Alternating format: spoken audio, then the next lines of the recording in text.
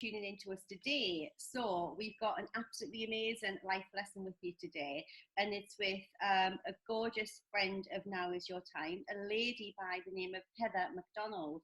And Heather lives over in Canada. So for us English guys, she's super exotic, okay? So, so you're going to hear a lot from Heather today. So just to give you some ideas, so a few years ago, Heather's life changed literally overnight. And today she's going to talk to us about what happened to her in that moment in time and what life lessons she's taken away from it.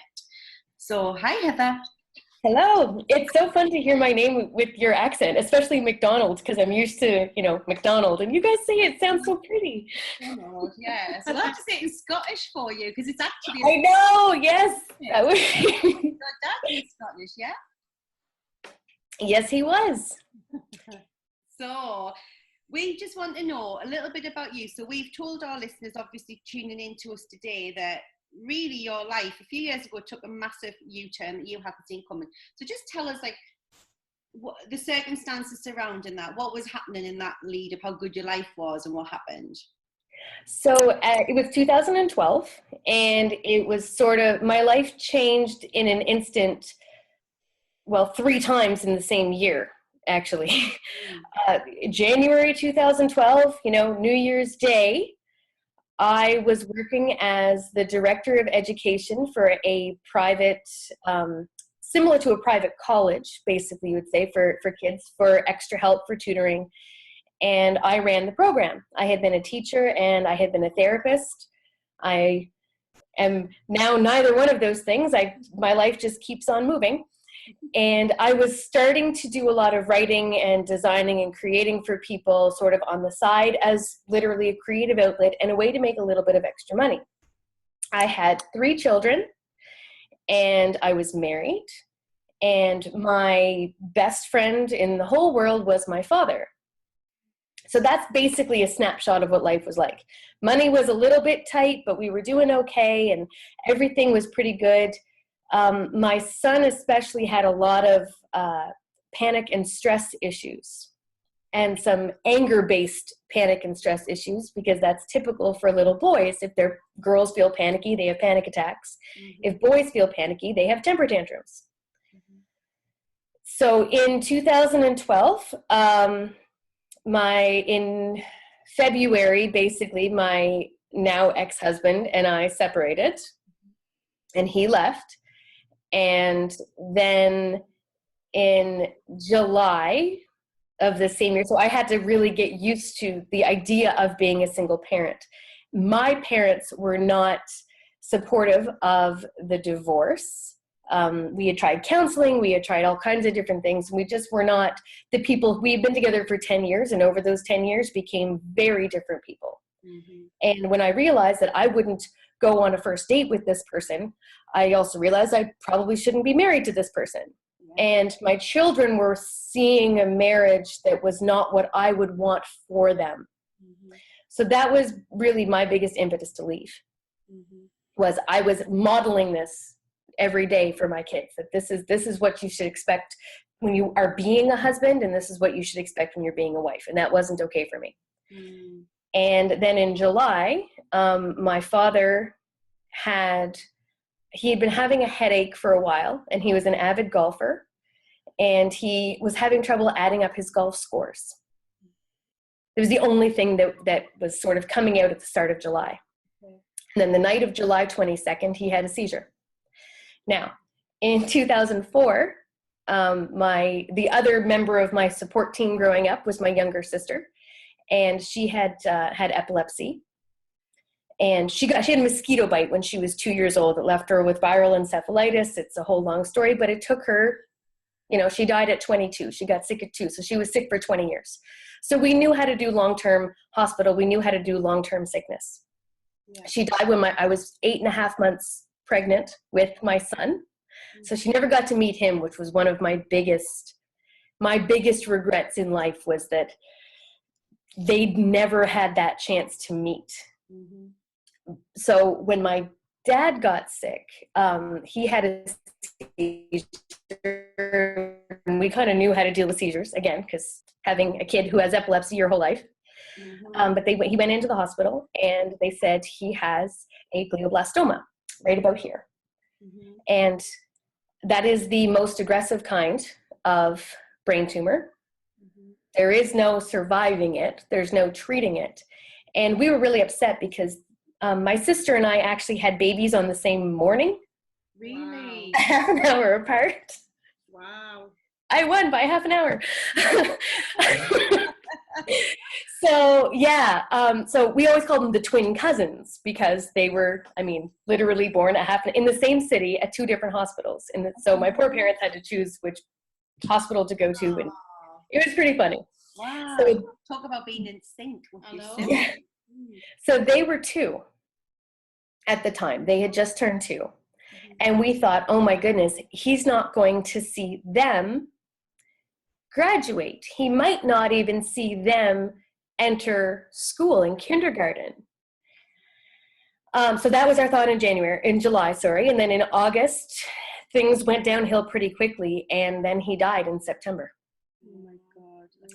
We thought we had 5 years, 10 years, and we had 7 weeks. 7 weeks to adjust to this. So I've done the long-term death thing. Yeah. And I've done the super short-term death thing. And I would prefer the long one for me, and I would prefer the short one for them. Yeah, absolutely. I mean, I can resonate with that because my father passed away just 3 months ago, so I understand how you're feeling. And mine was a little bit different. My dad did actually have a long-term terminal illness, still the same when it happens. Yeah. Just a little bit of time to try and adjust to it. So, and one of the things about the long term is you kind of start feeling like they've always come back, therefore they'll always come back. My sister had so many scares that you just don't believe this one's going to be the end, because it never has been. So the shock is not hugely different. It's just with my dad, we didn't have time. It's crazy, isn't it? Like, and my husband's dad passed away just after my son was born, and he had the same. You know, for 12 months we couldn't really understand how it obviously affected him, but we'd known his dad was poorly, he'd had cancer, he'd been in remission, he then got cancer again. And he said because he just kept coming back, and there was that CS song, Titanium, and he was like, that was my dad, you know, he got sick and he would come back and he would fight again. So when it actually really took him in the end, even though we could see it was very different than before, he was physically, you know, in a much different state. It was heartbreaking. He was like, I can't accept that he's titanium. He keeps coming back. It is. There's not one that's better and worse. They are definitely different. Absolutely. So when my father died in September, I was a single mom of 3 kids, and I didn't have really a support system. I didn't have the financial support that most people expect from the partner when they split up. So I was very much on my own. I'm also a very strong introvert, so I have a very hard time making friends. I don't leave the house a lot and all of those things. So what most people kind of cling to, and they say, oh, go out and get around people. I'm like, that is the last thing I want to do ever. But there was lots of well-meaning advice, but it wasn't set up for someone like me. And when I kept saying no, no, no, then I felt like I was being negative. I wasn't taking the help. There was a lot of that stuff going on, especially for July, August, September, October. So we get to October, and I was pretty much at breakdown point. It was awful. It was really, really bad. Where I worked was also a fairly toxic environment. I worked for a family, a husband and wife, and the wife's twin sister. So they brought a lot of family drama into the workplace, and none of them were professional educators. So there was a lot of, well, we have to do this for money, and I wasn't willing to do a lot of the things for money just because it was private education. I wasn't willing to keep people on that we weren't helping. So there was a lot of issues at work, and those things on top of being a single mom when I went home, on top of my father dying, led to October 25th when I went in and said, I need to go on stress leave. I have to. I need a couple of weeks to get, well, first of all, to sleep, because I hadn't slept, and to get myself back where I can function, because I'm not functioning very well. Just tell us in that moment, Heather, so these weeks around then where this is, what's going on in your head, like on a daily basis at the minute, when you're trying to be everything for the kids and get yourself to work and not fall apart and, fall face first in a chocolate gateau would be my first response, so what's going through your head right now? None of it was very healthy. My stress response is actually the opposite. I stop eating. Right. Okay. So I was not eating. I was not sleeping. Mm-hmm. I disappear into books a lot. I don't watch television, but I read kind of obsessively. But I stopped reading for even fun. I stopped reading for everything. I read for escape. Mm-hmm. Mm-hmm. And I had to manage, like when I would get home from work at 6 o'clock in the evening, 7 o'clock in the evening, and I had to spend some time with the kids. And then the smallest thing they would do, and I would just be either crying or yelling. Mm-hmm. And then we'd all sleep in my bed together, because that was the only way that I felt like I was still being a mom. Yeah. So then, of course, I didn't sleep, because I have 3 small kids in bed with me who are all tossing and turning and kicking each other. And I bet you were beating yourself up constantly with the guilt. Oh, 100%. Yeah, absolutely. I was doing everything wrong. I had all the chances, and I just messed up over and over and over again. And I never looked at it as this is an effect from what's happened this year. I looked at it as, I don't even know what's going on. I used to be able to handle things. I'm falling apart. I'm not good enough. Why can't I handle things? Like, nobody could handle this. Of course, now looking back at that person, I'm going, of course nobody could handle this. That was crazy. Why would you try? Yeah. But at the time, I really felt like everybody else in the world could manage this. Mm-hmm. And I remember thinking over and over again, this constant thought, if I could have someone else take over my life for 6 months, they'd be able to run this no problem. And then I could come in and take over again. You just wanted it to be almost somebody else's problem. Just because I felt like they would do a better job, because everything I'm doing, it's just not working, and I don't know what to do, and I'm not strong enough, and I'm not all, and being the person you want, like they always say, be who you needed when you were younger. Mm-hmm. That person that I needed would have literally said, you know what, do what you can in the run of your day. Mm-hmm. Everything does not have to be solved today or tomorrow or the next day. It really doesn't. Mm-hmm. So tell us what happened when you asked for stress leave. When I asked for stress leave, they fired me. I mean, that's just not what No, right? You're now a single parent, and but the reason they did was my job was known as being a very high stress job. Mm-hmm. That had never been hidden. The girl who'd had the job before me was a very good friend of mine, and she told me over and over again not to take the job. Mm-hmm. She actually left the job because she had gone on stress leave. Mm-hmm. And when she came back, her doctors had told her, because she had these, she was experiencing panic attacks. She was a mess. Her doctor had said, you have to now work a 40-hour work week. You can't work overtime every single day. You have to take a lunch break. We didn't have lunch breaks. So I ate at my desk while I was working. There was no stopping. When I got to the office at 9 a.m., sometimes 8 or 8:30, depending when I dropped the kids off, I was there until 6:30, 7 o'clock at night. I did not physically leave because there was nobody else physically in the building. Yeah. Not legal, obviously. Not by Canadian standards, not by anybody's standards, but it was how the business was run. So the girl that had trained me, that I had taken over from, had said, I was doing this, and this is what they said when I came off of stress leave. She came back with rules. When she came back with those rules, they made her life very, very difficult, because all of a sudden they're like, well, we're expected to be here every day. And with it just became a very bad environment very, very quickly. So when I came in and said, I need to go on stress leave, their response was, oh, we've been through this before. That's it. We'll just get somebody else. Yeah. And funny enough, I keep checking. I know you're not supposed to, but I can't help it. They haven't replaced me yet. No.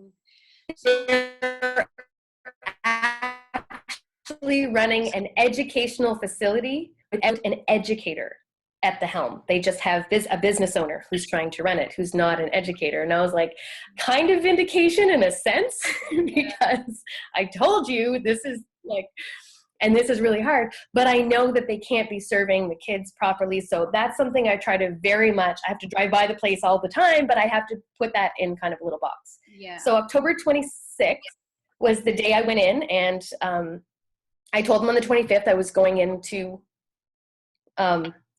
go have an appointment for stress leave tomorrow morning at 9. I went to the office because beforehand, just in case I had to go out on stress leave, I needed to make sure I took care of a few things because that's my personality. Mm-hmm. And when I went in, I received a phone call from one of the parents of one of my students, and they said, "Oh, I thought you weren't there anymore." And I was like, "I'm sorry? What?" And I said to my boss, like, this person's on the phone. And they were all three of them were in the building at 8 o'clock in the morning, which never happens. And I was like, this is weird. Also, this parent is telling me I don't work here anymore. This is weird. So I went up to my boss and said, why did this parent say she's not here anymore? He said, oh, here. And he handed me my termination notice. Wow. Wow. Just wow. Yeah. Yeah. So they had come to my father's funeral a month before. It was a month and a week later. Yeah. So let's check the position here then. So you literally have you've lost your sister years ago and had to deal with that. You've then split up with your husband. You're a single parent of 3. Mm-hmm. Then you've kind of lost your father with very short-term illness, and now your job's being terminated because you dare to suffer from stress. So most people at this point I know you said you were kind of on the verge of a breakdown, but this kind of would finish them off. Well, so, yeah. And it's just sad in this day and age when we talk about mental health or mental ill health so much, that when people actually are brave enough to put their hand up and say, do you know what? Like, I need a timeout. I need to raise a white flag. I'm not coping right now. I need some time. Mm-hmm. That happens. It really upsets me because it takes a lot for strong women or strong men, but like to go in and kind of say, I need to out for a little while to then be, I mean, you knew they were hard to work for and something, but I guess you weren't expecting that, right? It wasn't like you were thinking, oh, this is gonna I was really close with these people. They were my friends. As much as they were my coworkers and my employers, they were my friends. So I can't even begin. So I left when he gave me the thing. I cleaned out my office and I called a friend of mine and I said, who knew everything that was going on. I called him, I said, they fired me. And he didn't believe me. He thought I was kidding. And I was like, no, I think I need you to come help me because I'm not sure I can drive. That's how I really wasn't sure what I was going to do physically. So I cleaned out my stuff and I called an employment lawyer because there's still a part of me that my brain is still functioning. It's just cut off from everything else. Yeah. So I knew this was wrong. So I went to my doctor's appointment and he said, I'm putting you on stress leave anyway. You're going to have a note to at least go into employment insurance, into somebody and say, here. And then I went to the employment lawyer and they said, well, you have a case, but at the end of this case, they're going to fight you. It's going to be a full year. And at the end of the time, when you pay me, you pay the court charges, you pay everything, you'll maybe get $1,000 and your life will have been torn apart for a year.